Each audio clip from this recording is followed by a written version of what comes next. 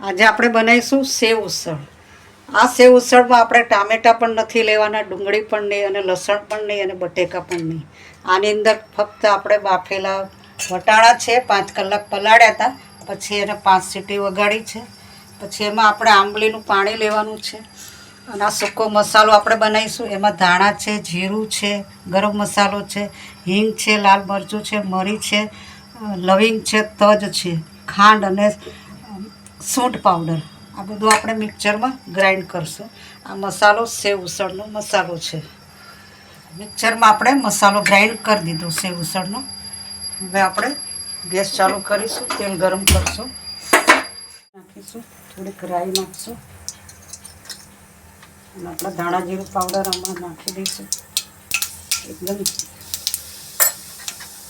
લાલ મરચું પાવડર નાખીશું।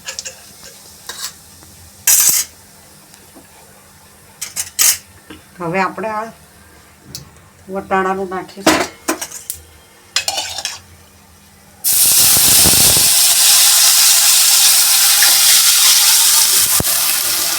આમાં વટાણા થોડા કડક રાખવાના હોય છે, એકદમ ઓગાળી નહીં નાખવાના, અને સેવ પણ આમાં કડક સેવ લેવાની હોય છે। હવે આપણે સ્વાદ અનુસાર એમાં મીઠું નાખીશું।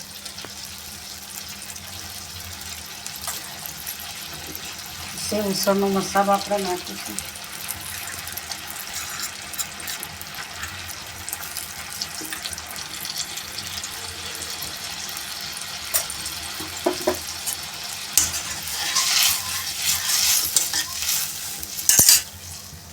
હવે આપણે આમાં આંબલીનું પાણી જરૂરિયાત પ્રમાણે લઈશું।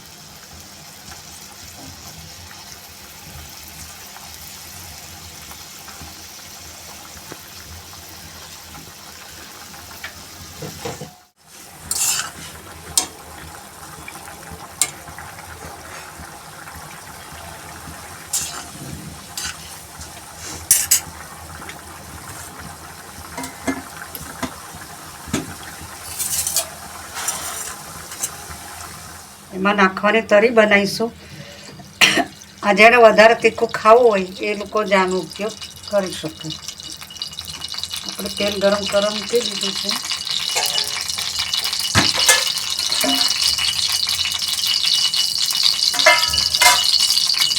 અને 1 ચમચી આપણે ધાણા જીરું, 1 ચમચી કાશ્મીરી લાલ મરચું, અને સેવ ઉસળનો મસાલો।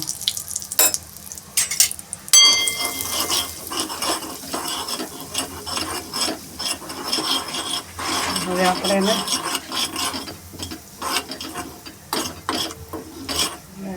પાણી નાખીશું।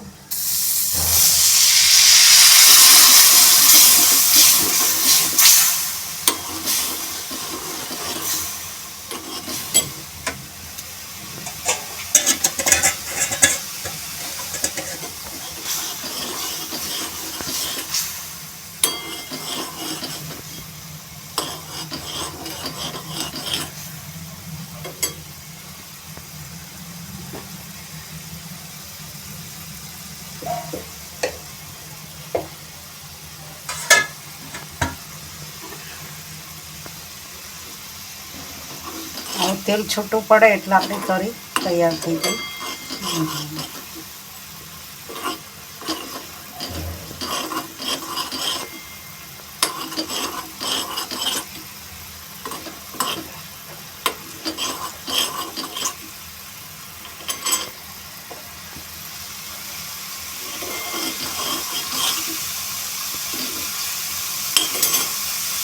કરી આપણી તૈયાર છે.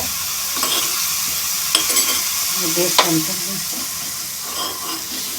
આવી રીતનું તેલ અલગ પડી જાય.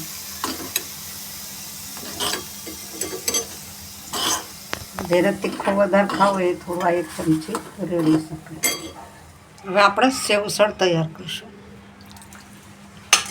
આવી રીતે વટાણા આખા રહેવા જોઈએ અને આવો રસ્સો પાતળો રહેવો જોઈએ.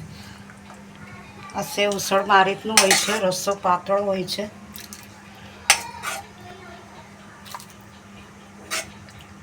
અને આને એમને એમ ખાવામાં આવે છે. આમાં બ્રેડની કંઈ જરૂર નથી હોતી, આ રીતે જ ખાવાનું હોય છે.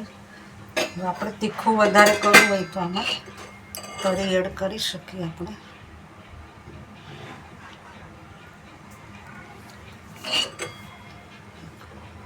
પછી લીલી ચટણી પણ એડ કરી શકીએ. આ રીતની લીલી ચટણી નાખવી હોય તો નખાય. આમાં સેવ નાખી અને તરત ખાવાનું હોય છે. કે આ સેવ કડક હોય ને ત્યાં સુધી જ આ સારું લાગે છે, પછી ખાવાની મજા નથી આવતી.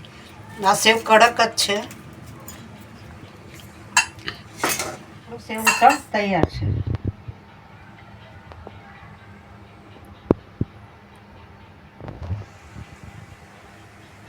જો તમને અમારી રેસીપી ગમી હોય તો અમારી ચેનલ ધ ભાવસાર કિચનને સબસ્ક્રાઈબ કરો, અમારા વિડીયોને લાઈક કરો, કોમેન્ટ કરો અને શેર કરો. Thank you.